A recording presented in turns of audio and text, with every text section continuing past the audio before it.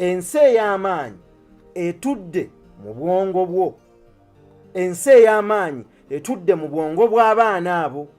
Omukulembeze ow'amaanyi ali mu kalenzi ako mu sitenseni akaddugala. Omukazi ow'amaanyi, maama agenda okuzaala abakulembeze b'ensi, ali mu kawala ako akacaafu. Tetuteekwa tusobola okutta ensi y'abaana erabika, naye tetuteekwa kutta nsi y'abaana eterabika. Lwaki? Kubanga omwo Katonda mwayita okutonda ensi ebirowoozo byabwe. Era kwe kukubiriza abasomesa, gwe olw'okuba ensi ekukubye n'ekutuusa w'otoyagala, nga n'obusomesa tobwagala, obusomesa lwa kufuna nsimbi, totta birowoozo bya mwana kumugamba nti ekyo tekisoboka. Si ggwe Katonda. Gwe omulimu gwo musomese busomesa, era ebyo by'omusomesa omugambe nti bikoleddwa abantu, naawe oli muntu.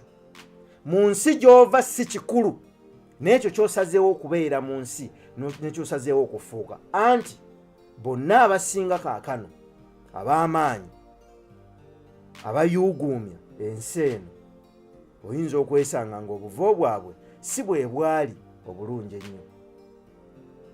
Era bw'oweetegereza obulungi, abaali abaana b'abanaku baayuuguumya era baanyweza, kati banywedde.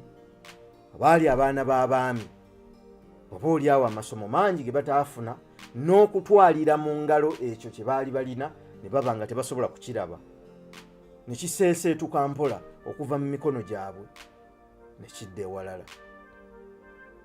Naye bajjajjaffe bagamba nti omuggo guba gwa nnatema teguba gwa nnalonda. Nnyini muggo bw'agutegeera nti gugwe, n'ategeera n'amateeka agagufuga, aguyita ne gudda.